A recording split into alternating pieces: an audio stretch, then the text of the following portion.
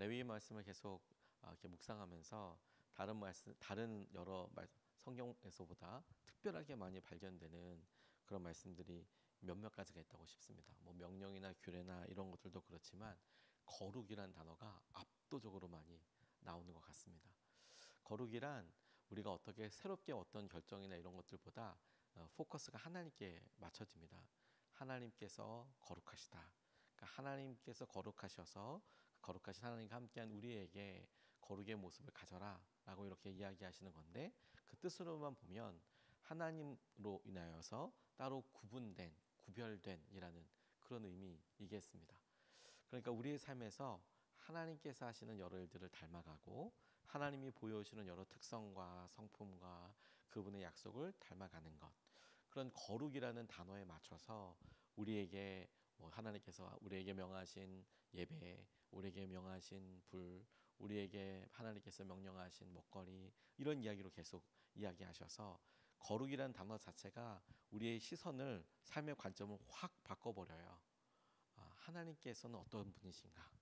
그리고 이것이 하나님께서 원하시는 일인가? 하나님께서 우리에게 말씀하셨던 일인가? 최소한 사랑으로 인해서 하나님 앞에 반응하든지 아니면 하나님의 말씀에 순종하든지 중심을 완전히 바꿔놓게 됩니다. 그리고 오늘 본문 말씀에서는 하나님께서 우리에게 다시 한번 거룩에 대해서 이야기하시면서 20장 이 말미쯤에 우리를 선택하시고 골라내셨다라는 말에 중심을 두고 우리가 같이 보고 싶습니다. 우리의 입장에서는 선택된 거잖아요. 근데 하나님의 입장에서는 우리를 선택하신 거잖아요.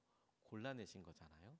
근데 우리는 그와 같은 사실에서 우리는 그냥 선택되었다라는 의미를, 우리가 쭉 일상을 살아가다가 하나님이 우리에게 말씀하셨다, 하나님 우리에게 찾아오셨다는 것에 대한 의미와 가치를 잘 모르는 것 같아요. 왜냐하면 우리가 어떤 상황에 있었는지, 하나님께서 얼마나 많은 사람들과 민족들을 보셨는지, 그리고 그 일을 통해서 하나님께서 어떤 일을 이루시길 원하시는지를 보면 그걸 잘 깨닫지 못하는 것 같아요.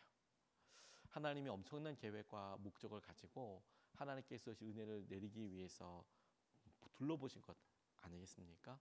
하나님께서 그와 같은 일을 하시려고 이렇게 붙잡아 주시는 것 아니겠습니까?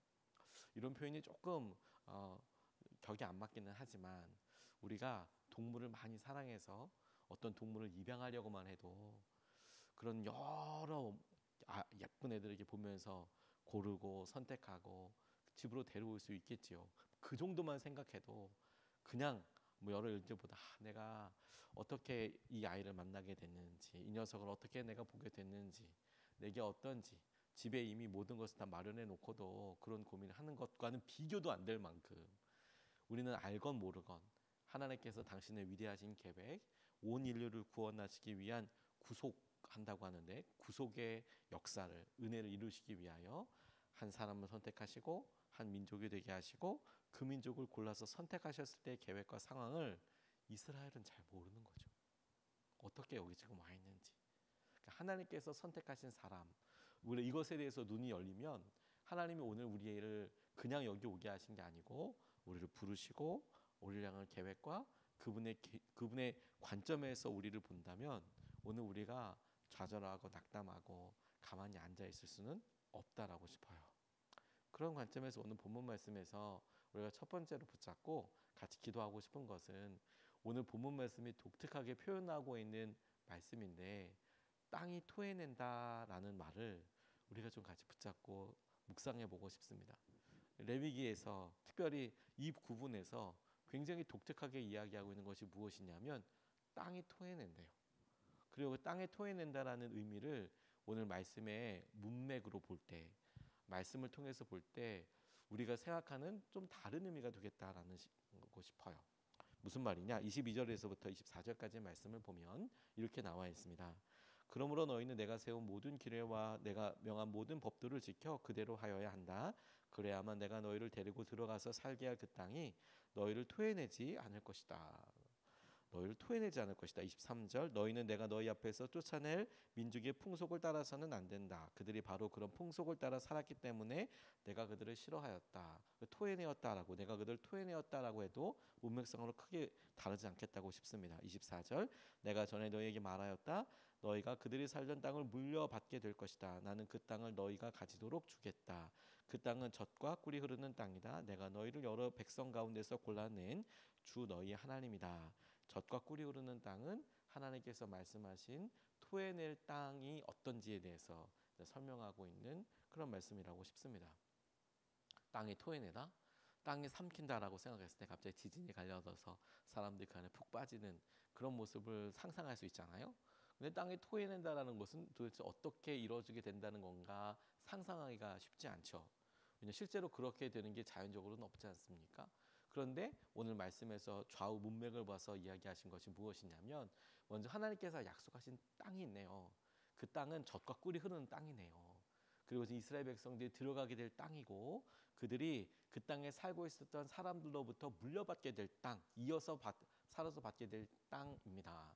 여기까지만 생각하면 그 땅의 정체, 그 땅의 어떤 모습을 알 수 있죠. 축복으로서 이스라엘 백성들에게 주어진 땅입니다. 약속 때문에 이스라엘 백성들이 가게 될 땅이고, 그리고 하나님과 함께 살게 될 땅입니다. 그래서 이스라엘 백성들이 거기에 들어가게 된다는 거 아닙니까? 여러분, 이게 축복입니까? 저주입니까? 이렇게 질문해 보면 당연히 약속이고 축복이고 은혜 아니겠습니까? 그런데 그 땅에 쫓아낸다는 거예요. 그 말은 무엇이냐면, 문맥으로 봤을 때 그 땅에서 살지 못하게 되는 거구나. 그 땅에서 쫓겨나게 되는 그런 상황을 맞이하게 되는 거구나. 그 땅에서 그냥 계속 살지 못하는 될 만큼 힘든 어떤 삶을 살게 되는 거구나.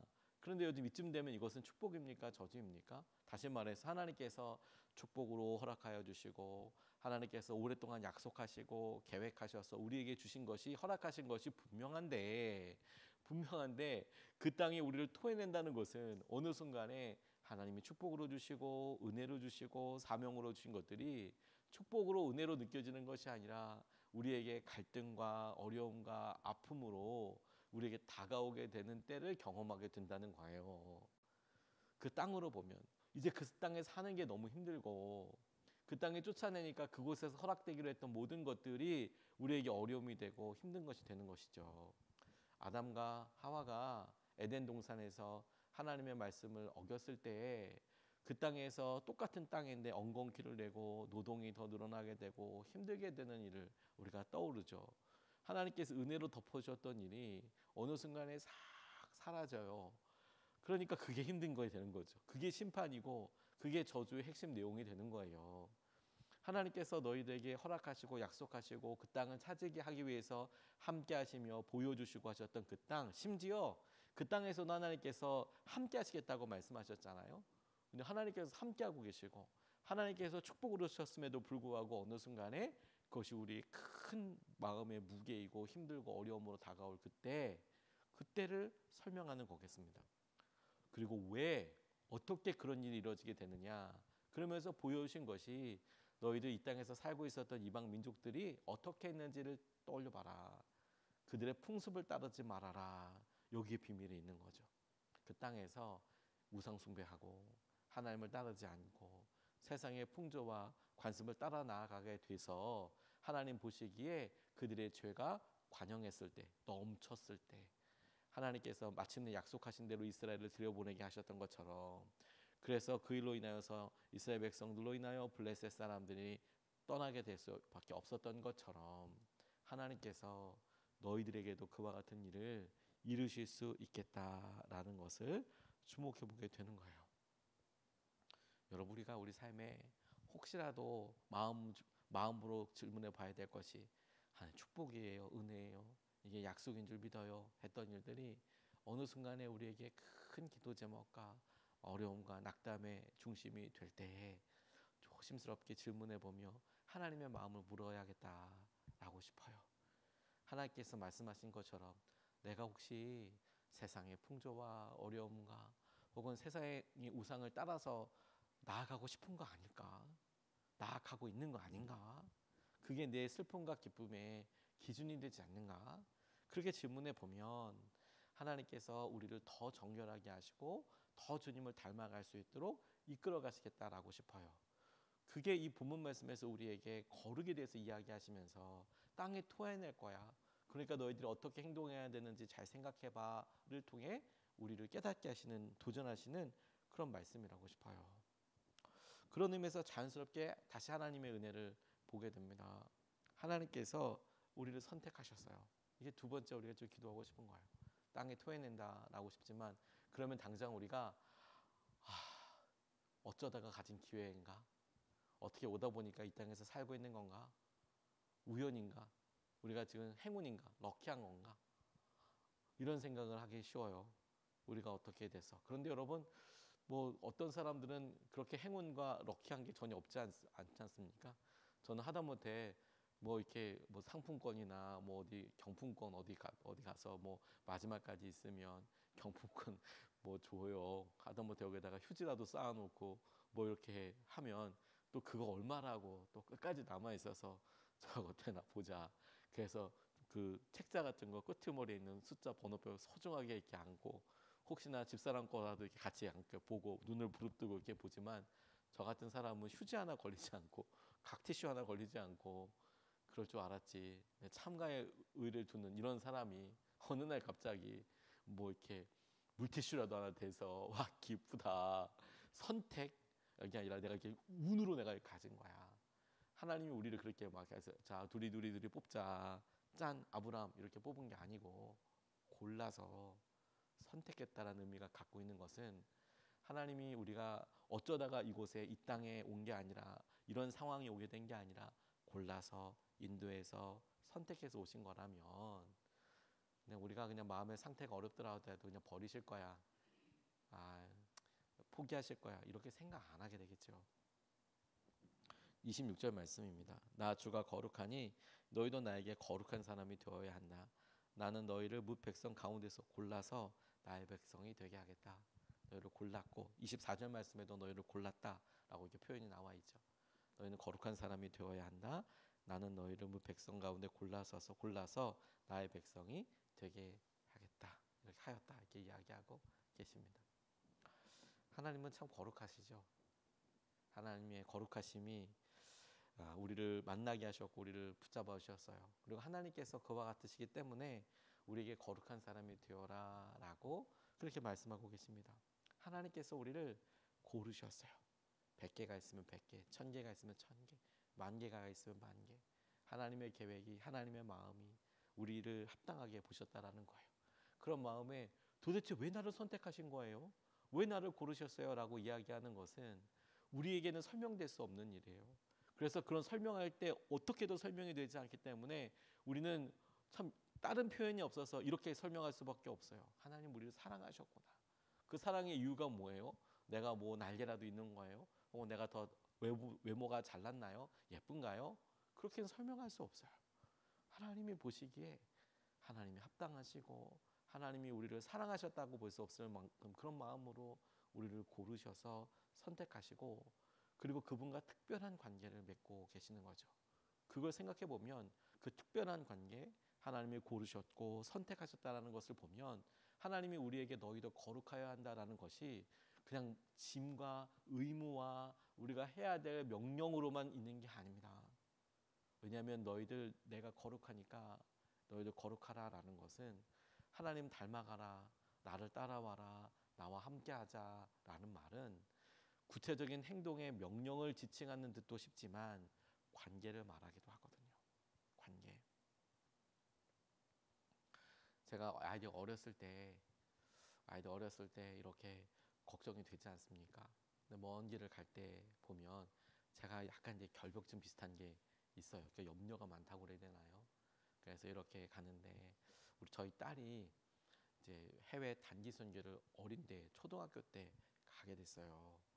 불안하더라고요. 근데 당연히 선교사님이 잘 챙겨줄 거고 인솔하시는 전도사님 그리고 인솔하시는 여러 교사분들이 있어서 당연히 저희 딸을 잘 데리고 갈 거예요. 그런데 뭐 어디 뭐 이동하는 것도 있고 그렇게 인도네시아를 가게 되는데 근데 제가 저희 딸 아이 모든 그 바지에다가 제 명함을 다 껴놨어요. 명함 중에서 뒤에 영어로 써 있는 부분에서 혹시라도 이제 하고 소지품에다가 다 껴놨어요. 뭐 거의 수십 장을 껴놓은 것 같아요. 그 조그만 애 짐에다가. 그러니까 애가 뭐 이렇게 속에 집어넣으면 뭐가 하나씩 나오는데 다 제 아빠 명함이 이렇게 나오는 거예요. 제 마음 속에는 혹시라도 아이가 화장실 갔다가 그럴 리는 없겠지만 혹시라도 그래서 이제 다 이제 이야기해 놓고 이제 다 꼽아 놓고 막 이러죠. 아이가 내 아이니까. 그리고 아이한테 당부하는 거예요. 선생님 화장실 갈 때 아이가 어리니까 분명 선생님들이 다 봐주실 텐데 꼭 선생님이나 인설교사분이나 혹은 선교사님이나 혹은 전도사님한테 꼭 말하고 가. 어디 갈 때는 뭐 좋은 거 보거나 신기한 거 보더라도 그거 보고 있지 말고 주위에 친구들이랑 꼭 같이 다녀. 이미 그 정도 나이는 아니거든요. 초등학교 고학년이었으니까 그 정도 나이는 아니지만 이거 아빠니까 그렇게 하지 마. 꼭 그렇게 이렇게 선생님이랑 같이 다녀야 된다.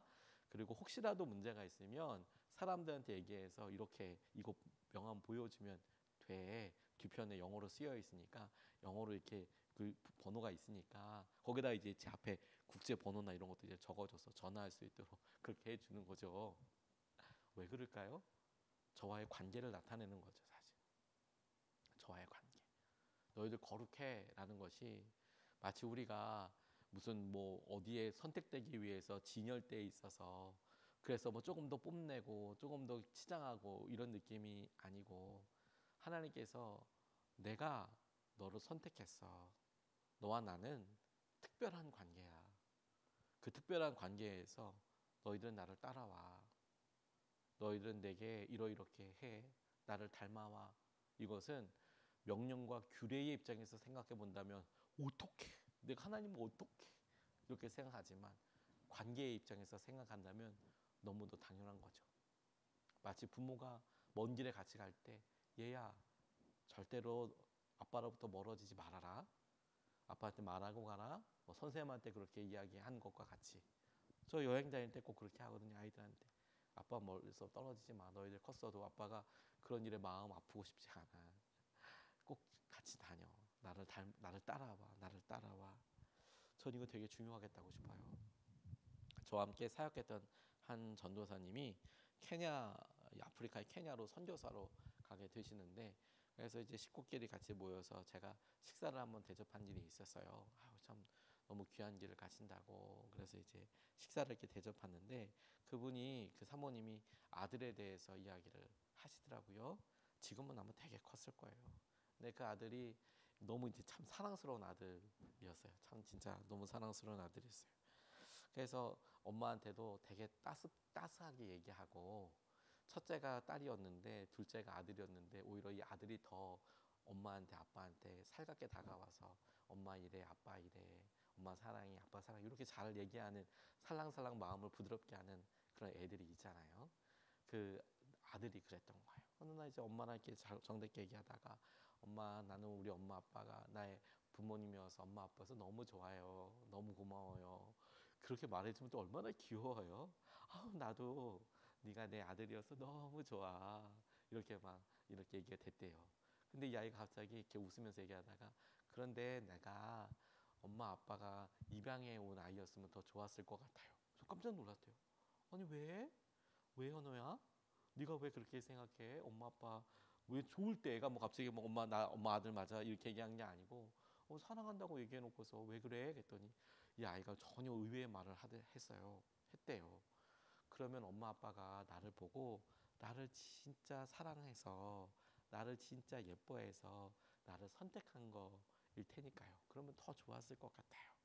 이 녀석이 태어났을 때 엄마 아빠가 사랑받고 이렇게 태어나서 그래서 너무 기쁘고 사랑했지만 어린 마음을 생각해 보니까 나를 정말 사랑하는 우리 엄마 아빠가 나를 이렇게 입양해 준 거면 진짜 내가 너무 사랑스러워서 더 사랑해서 그런 거 아닐까? 이렇게 생각을 했대요. 제가 너무 마음이 따뜻해지더라고요. 그럼 하나님께서 여러분들을 엄청난 계획과 사랑으로 골라서 선택하신 거예요.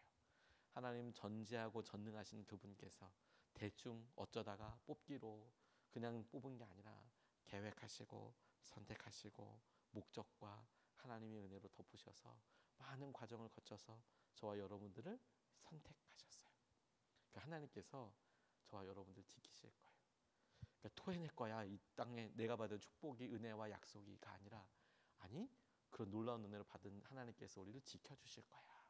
하나님과 함께 오늘 주님의 은혜와 마음대로 명령대로 거룩을 향하여 정결케 됨을 위하여 나아갈 수 있으면 좋겠습니다. 두 가지 말씀을 같이 나눴습니다. 첫 번째, 땅에 토했는데요. 그 말이 우리에게 큰 도전이 됩니다. 하나님, 주님 보시기에 우리가 허탄한 세상과 우상 숭배하지 않게 해주십시오. 주님을 더 의지하게 해주십시오. 두 번째, 하나님께서 우리를 선택하셨대요. 하나님의 은혜와 마음으로 나아가게 되기를 믿습니다. 두 번 나눠서 같이 기도하겠습니다. 첫 번째, 하나님, 우리가 하나님을 온전히 의뢰함으로 축복을 축복으로, 은혜를 은혜로 누리게 하여 주십시오. 이렇게 기도하고 싶어요. 땅에 토해낸다라는 심정으로 살 수 있겠다 싶어요. 어느 날 보니까 하나님, 이게 너무 힘들어요. 이건 분명 축복으로 받았는데 왜 이렇게 힘들까요? 은혜인데 왜 힘들까요? 그렇다면 우리의 시선이 바뀌어야 되겠습니다. 마음이 바뀌어야겠습니다. 하나님, 우리가 하나님을 온전히 의뢰함으로, 신뢰함으로, 주님, 이게 축복입니다. 이것이 은혜입니다. 하나님의 축복과 은혜를 온전히 누리게 하여 주십시오. 우리가 첫 번째로 같이 함께 기도하시겠습니다.